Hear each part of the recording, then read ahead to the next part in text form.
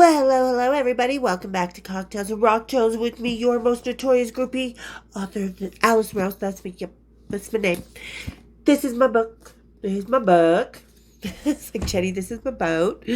Anyway, these other books right here where you can get all that down in the description. So go down like it's the back lounge. Bringing the fun back into rock and roll, guys.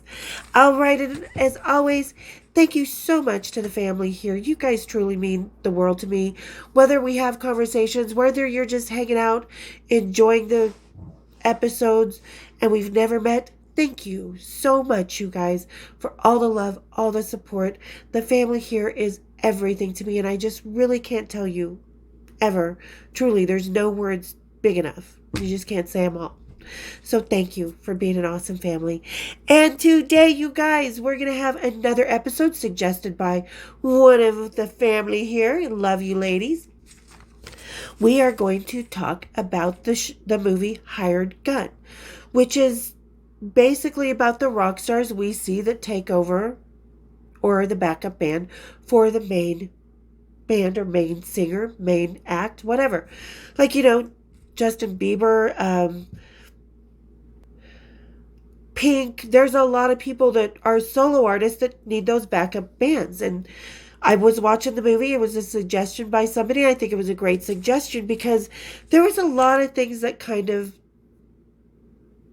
really were brought out in the movie, but I think were kind of glossed over a little. But no, maybe not. I think it really did kind of do a good job at showing what it's really like to be the hired gun. So, all right. And we're going to finish this little guy, the sunflower from the cannery. Like I said, no idea what it was. Oh, it's made here in Salt Lake City, Utah. So it's a local. Let's see here. Quality cocktails. And you know what? It's just saying that it's made with vodka, orange juice, and other natural flavors. What those are, who knows? But all right, everybody, kick up your feet. Let's have a little sunflower and some cocktails and rocktails. Cheers, big ears. So I drank this previously and from another episode because you guys know I kind of use the same cocktail after episode. But anyway, so that's really good. It's super fresh. That orange is just that perfect orange. The vodka is great. It's not like a screwdriver, but it's not like a lemonade either. But it's kind of meets in the middle. Super delish. But okay, speaking of super delish, sometimes it's not, I got notes. Sometimes it's not the best thing to be the hired gun, There's so much that they go without that, where is I going to start? I have so many pages. So, just even getting into the band can be its own struggle. Rob Zombie kind of put the process down, said it best. You've got to make sure he plays, that he's going to look cool on that stage, and then we're going to get along on the road, on tour. Because like I always say, you are just in these little tour buses, you're in the planes, you're in hotel rooms, you're in backstage dressing rooms, you're on the stage, you're constantly with these people, so you've got to there's that whole level. Yeah, you can play good, you play my songs great, you might look cool on stage, but do we look good hanging out? Would we be good hanging out? Can I handle you on the bus for 6 months? That's the final decision maker right there. Because personality really is a huge thing in rock and roll. Even when you're just going to be on that stage. Because like I said, do you look cool on that stage? Yeah. And you can tell the awesome musicians that are hired guns because many are so pliable. But just because you're pliable doesn't mean you're a great musician. Like in a lot of these musicians that we were looking at, there was like Pink, Alice Cooper, under one musician. Or there was Michael Jackson and Britney Spears and stuff. So they're very, very pliable and you have to be as a hired gun. But does being pliable make you a great musician? I don't think so. I think it makes you a technical great musician, but what really makes you a great musician that's going to keep you on the map, originality, the ability to play with your heart and soul and kind of, who was it? The drummer, oh gosh, what's his name? Kenny, starts with an A. He was a drummer for John Cougar Mellencamp. Back then, John Cougar. And his most famous hit, Jack and Diane, we all know that drum solo. let it rock, let it roll. That whole little drum solo. Well, he describes it. And I think for me, this kind of is the difference between a pliable musician and an actual heart and soul fucking talented musician. You know, a technical talent or the heart and soul talent is he was saying that John Cougar Mellencamp wanted this drum solo in the middle of a love song, which had never been done before, never been tried. And he was like, I don't know what the hell to do here. And he's like, there's my drum set's 25 feet away. I've got 25 feet to figure this out. And sure enough, he just sat down and did this really quick. Oh, let it rock. Let it roll. So, and then you have the guy that tours with Pink, that tours with this guy, with that guy, with that guy. You know, technically an incredible musician. Technically, you know, can do anything. But could he have come up with what that drummer of John Cougar Mellencamp did? I don't know.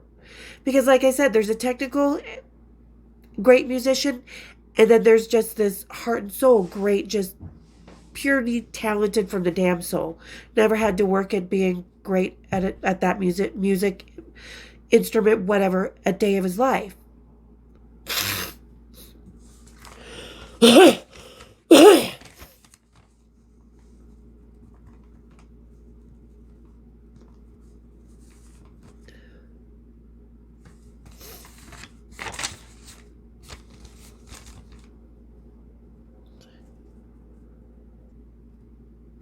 But here's the thing about that. I mean, does it matter when you're a hired gun if you're technically or if you're talented and you add to the music? No. You might get a little bit of royalties, but you don't get the credit. You know, does the rest of the world know who Billy Joel's drummer is or who his guitar player is that came up with a bunch of riffs? Do they know who really actually wrote that drum solo in Jack and Diane? No, they don't, because the way that things are marketed is it's that main. Do we know who is in Neil Diamond's band? No fucking idea. We know who's in Prince's band. Michael Jackson's had some really amazing. Excuse me. I had a burp come up. Sorry, I'm just not gonna fucking even edit that out. Sorry. Okay, where were we? Because there's some incredibly talented musicians, but like I said, they don't get the royalties that the record company, the main artist, or anybody else does. They don't get that. Like I said, when Cy Langston, who was one of the early producers of Who Music and, you know, played in his own band, when I would be down in LA visiting after John died and we would be hanging out at his house, I would go grab his mail for him and he'd be like, oh, it's my royalty checks. And I'm not kidding you. They were like $1.28, $107.40. Once in a while, he'd get $1,000. But it was very rare. So that's the kind of royalties that these guys are actually making. And they have to really be careful with their money because they don't know where their next gig is coming from. They could be out on the road with Janet Jackson for 2 years. Be saving their money, spending some of it, saving some of it. They get off the road. Where are you going to go? Their lives are very, very vulnerable to the artists that are the main artists that are being really promoted by the record company. I can tell you Justin Bieber went through a lot of road crew and a few musicians because he was just a dick back then. So when you don't care when you're not afraid to walk away from somebody and lose your money, that says a lot about the person you're working for.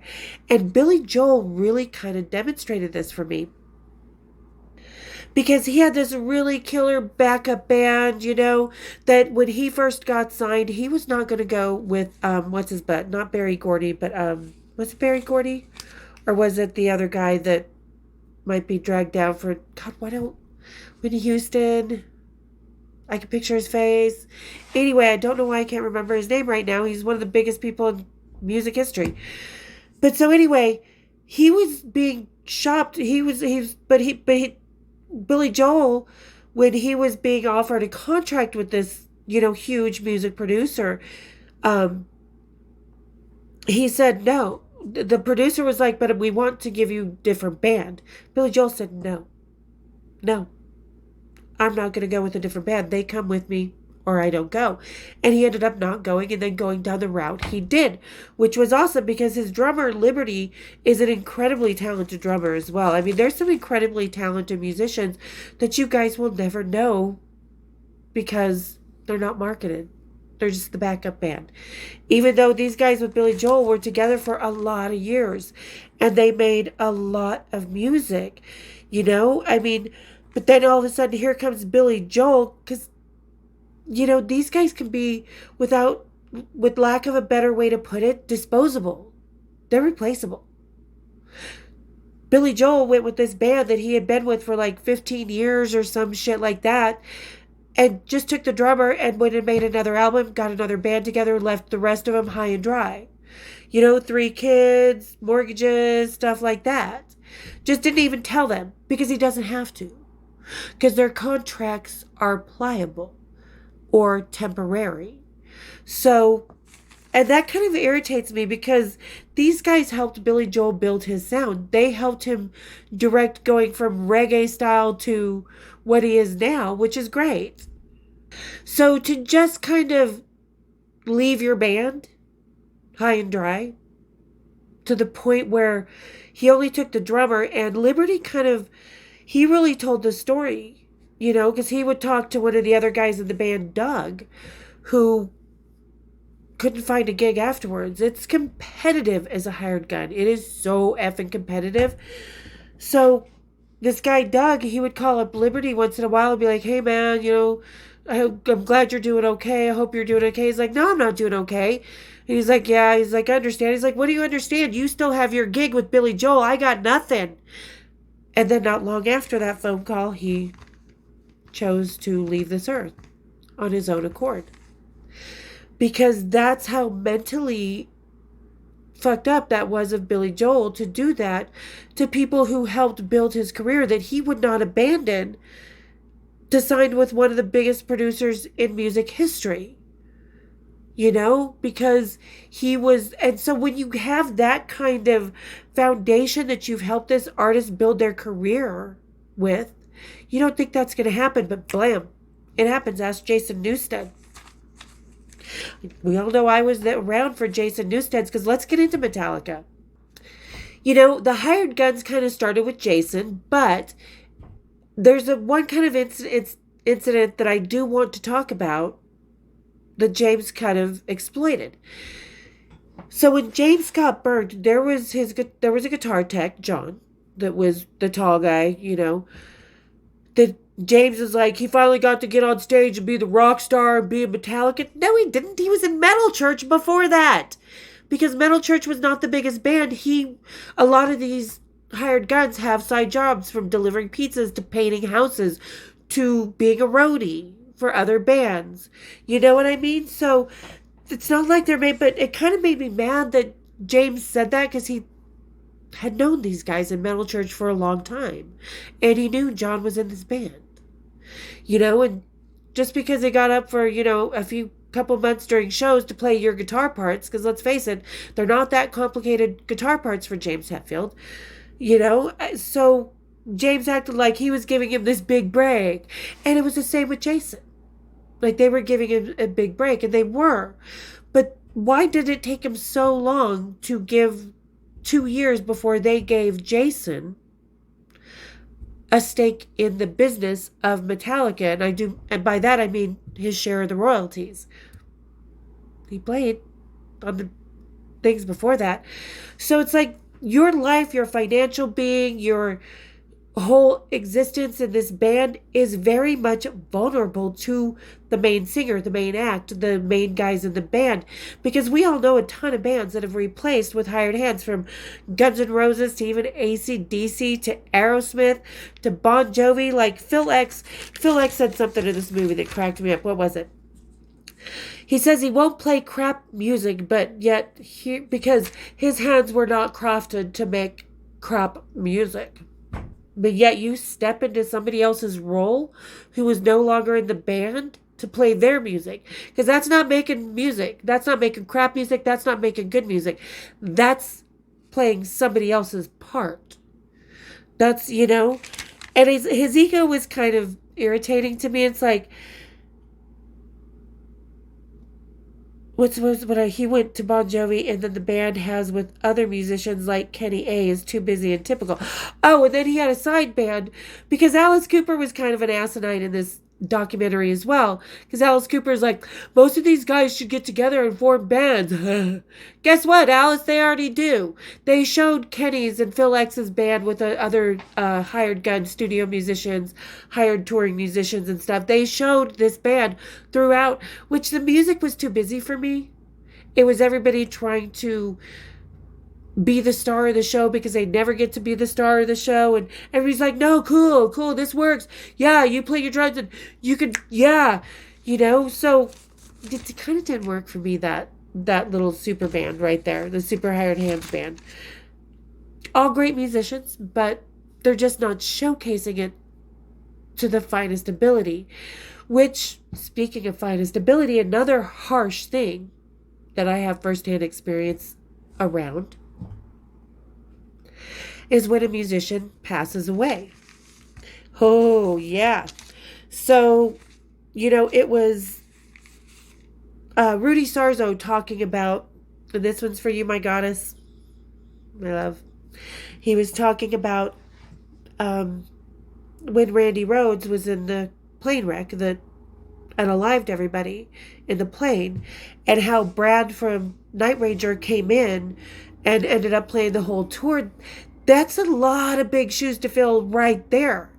Like I said, when John Entwistle passed away, here came Pino Palladino, and then there's another guy that I saw on another rock and roll podcast that was being interviewed. It's a bass one. If I can remember it, I'll put the link down in the description. So even Pino's been replaced by this other guy named John. And I was watching this bass player, hired gun, talk about, well, I'm not trying to be John Entwistle, but I've got to upkeep his spirit. No, sweetie, you've got to try and be John Entwistle because this is a rare case where the Who's sound would not be the same if it wasn't for John Entwistle's bass playing. So to try and step into a passed away musician's shoes, especially someone like Randy Rhoads or John Entwistle or, trying to think, Cliff Burton, because Jason Newsted had to step into Cliff Burton's shoes as well. That's a huge thing because you have to live up to not just the fans and their expectations, but you have to live up to what that musician did to help create the music for that band, which, like I said, Pino Palladino, I think he pulled it off really well. I have not seen this new guy, John, play in John Entwistle's, but something about him when I was watching him play bass on this thing, it just didn't. You gotta drop back from your own desire to be yourself. Yes, the band will let you be yourself because let me tell you the dirty little secret. Pete Townsend played second fiddle, literally, to John Entwistle. The Who's music is based around the sound that came out of John's bass, in my opinion. But, so that's a hard thing to do. Can you imagine? And then like Phil X having to step into an alive musician who is one half of that band's dynamic. Like in Aerosmith, you have, Joe and Steve, and Bon Jovi, it was, excuse me, my throat is so dry. Okay, I'm back. But in Bon Jovi, it was definitely Richie and John, Jimmy Page and Robert Plant and Keith and Mick, and every band has its dynamic. And in The Who, it was definitely John and Keith. They might have not have been up front and center, but boy, were they up front and center in that music. And same with Randy Rhoads, so I feel bad for these guys that they have to step into the musicianship and they never get to be themselves. They never get to write their own music. They never get to be part of what was built in that band. So, and I think overall it was a pretty decent documentary. I like how they let people know who was behind certain aspects of songs, like the guy's Toto from, After the Love Is Gone, stuff like that. Or, I like that they really kind of did put a spotlight on the hired guns because they really do need their spotlight. But I don't know. I'm kind of, it depends on the band you get in. I feel bad for them because, like I said, Billy Joel treated him so disposably. Jason Newsted was out like that, And here came Rob Trujillo, which really, if you kind of watch the way James is, he's still directing Rob Trujillo how he wants him to be. You still have to fill Jason's and Cliff Burton's shoes and my expectations. Because everybody thinks it's Lars, who's the businessman of the band, that's, the De Fuhrer or CEO. No, honey, it's James. He tells everybody what to do. He expects it to get done because he's a Leo, king of the forest. Why we didn't work out, because I'm the goddamn forest and you are not my king. So anyway, I'm a Virgo. So anyway, I think, let's see, what else do I have in my note? Rudy, Billy Joel, getting rid of the ego of the musician can destroy the hired gun. Oh, yeah. And they said, Liberty said it really well. You're not the same person overnight. When, like, Billy Joel kicked him out of the band or kicked the rest out of the band, or, Jason Newsted has had to find a new chapter of his life. You're just not the same person. And that can happen overnight in rock and roll. Even when you do your solo stuff, you're not the same person. Even though you may be still a big part of this band. You don't get to be your individual self when you're just a hired gun. I mean, ask Tommy Thayer and Eric Singer of Kiss. They have to wear somebody else's makeup, pretend to be somebody else, and pretend to be as legendary as somebody else when they're not. They have a lot to live up to. I think one of the things about Eric Carr being the drummer of Kiss, at least he got his own personality. So did Vinnie Vincent. At least they didn't have to pretend to be anybody else. And they were able to contribute to new music. But when you enter a band that hasn't been making new music for a long time, you have to enter into being somebody else's, a version of that person as they are as a musician. So I think it's really hard. And let's see. Okay, Doug, the pay sucks, yeah. And your financial state, always up in the air. Like I said, there's so many talking about, I got off work with Prince, or I got off, playing drums with Janet Jackson, and I didn't know what my next gig was going to be, and I've got $1,000 in my bank account. And, this one guy was painting someone's house that he had actually played guitar and the backup band, and they were talking. He's like, dude, what are you doing here? Why are you stopping by? He's like, oh no, I'm here to paint your house. I'm the hired gun. I don't get the house like this. But I think they should. I mean, if you're going to be a hired gun, I think that musicians are really cheap in what they pay them. Metallica should pay you at least they get $1 million each a show. So as a hired gun, instead of $200,000-$300,000 a year, how about $2-3 million? You guys can afford that. Let's see. Oh, and the groupies. The groupies, they love them. There was one guy that was showing pictures of him on tour with Vince Neil and stuff, and the girls sitting on his lap, stuff like that. But once you're out of that band, you're back to painting houses. Do you get the same groupies? Let me know down in the comments. Because like I said, I have a lot of respect for a lot of the guys who are the hired guns because they're incredible musicians. But they never get the chance to shine individually. They're always in the backup band. Like I said, I didn't know who did that John Cougar Mellencamp little drum beat that is so iconic. And does he make the money that John Cougar does? Because that drum beat made the fucking song. But he doesn't have the same house that John Cougar Mellencamp does because of it. No. And these are all guys that are supposed to be like Billy Joel and John Cougar Mellencamp and stuff, that are supposed to be so good, like brothers on the road, But the next thing you know, and it was very, very telling when they were talking about Billy Joel ditching the band except for the drummer Liberty to go make a new music with all new musicians. And Billy Joel's sitting there, you can see the ego, he's got his sunglasses on, and he's just talking very well. Sometimes you just need a new thing to make a new sound. And you could see how that ego got to Billy Joel overnight, which affected these guys. Once in a while, though, a hired gun gets to come out and make his own stuff, like Ray Parker Jr., he's just more in the beginning of this documentary. Because Ray Parker was writing songs along with David Guest and everybody like that at the time, you know, and playing in the studio, being a studio musician. And his grandma said something, or his mom or his grandma said to him, well, where's your picture on the album? And he's like, it's not there, but my name's there, see, on all these songs. And she's like, yeah, but your picture's not there, so nobody's going to know you wrote it. And so he's like, well, I guess I need to have a song that somebody knows I wrote. Ghostbusters. We all know that one. So once in a while, the hired gun does get to step out into his own spotlight.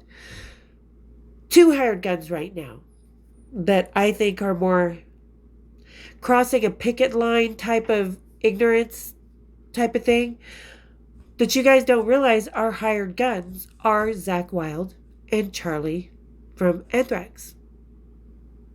They are hired guns in this fake Pantera. Because it's not Pantera, let's face it. Vinny would hate this. Don't get me started on that one. But anyway, so people don't realize that Zakk, I wonder what they had to negotiate. I think Phil probably would have been more pliable with giving Zakk more money, because Lord knows Barbara kept having children even when Zakk didn't want him anymore. And Black Label doesn't make shit. It barely sustains him and his family. But and when was the last time Zakk went out with Ozzy? When was the last time Anthrax with Charlie Benante made a shit ton of money? No. They don't make the money that even Pantera doesn't make the money that Metallica does. They are on this tour because it's not even a reunion. It's a scab situation. But anyway, so what you don't realize is Zakk Wylde and Charlie Benante are actually hired guns in a band for the 2 people who actually made the band. Without the Vin and Dime, Pantera just is not the same. And it's not Pantera because Vin built it. Vin worked at McDonald's for that shit, people. To support the band. To support the brother. To support everybody. To get that band. To get equipment.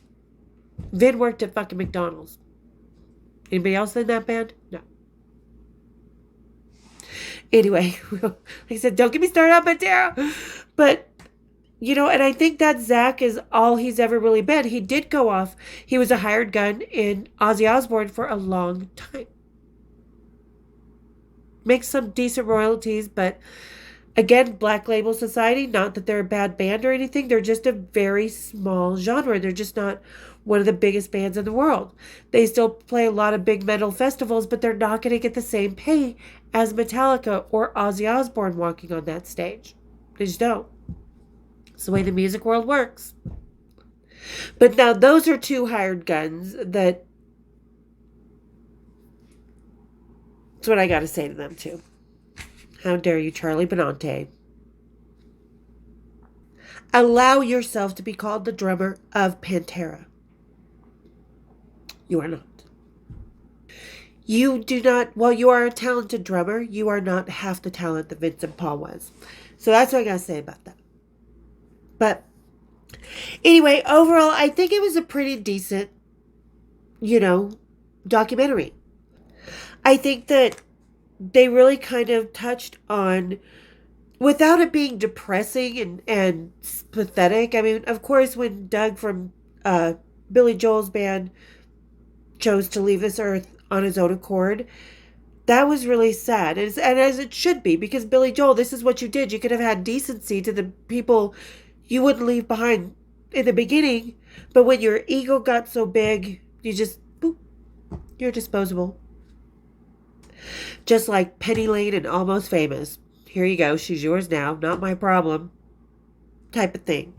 I mean, I think that you definitely have to have a tough mentality to be a hired gun, not just because of the very much up and down of whether or not you have a gig, where the very much kind of freewheeling situation that goes with that, but because the main artist or the main guys in the band's ego, like Axl Rose, we all know, between Matt Sorum, Buckethead, Gilby Clarke, hired guns.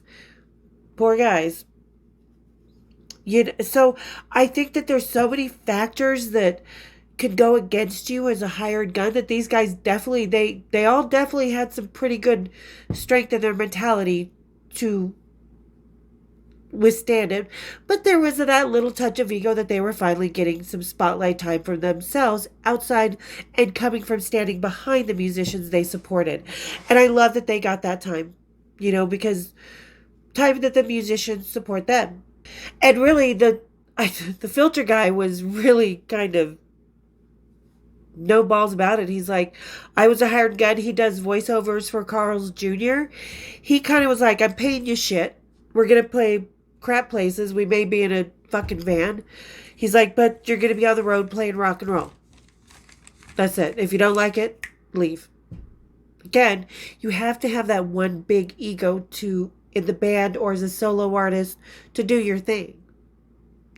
But if you cannot appreciate the legs you stand on, you're going to be fucked. So I'm glad that they got this documentary so that people can really appreciate what's going on behind Taylor Swift, behind Eminem, behind, the guys in Cypress Hill when they were playing their rock superstar, behind Reba McEntire, behind Billy Joel, behind, all these big band, Dolly Parton even. So, and I think it's really, I'm glad that they finally got their kind of say. I wish they would have touched on a lot more musicians because there's a ton of them. Like Jackknife Lee, who's a producer and a guitar player, who played in a side band with Gary Lightbody from Snow Patrol and Peter Buck from REM. I think there's a lot of hired hands that, should they make their own band? Oh, they probably shouldn't have had this band in this documentary because it was just too busy. It was too much. Everybody trying to showcase themselves. Not a good thing. But I'm glad they finally got a platform to really showcase what it's like to be that member in the band, to be the non-member in the band. So overall, pretty decent. If you haven't seen it, I would go ahead and watch it. And again, tell me, you guys, down in the comments what you think about it, how you liked the movie, what you think about the hired guns in the bands. Even Zach and Charlie, tell me what you think about them in Pantera, because you know how I feel about it.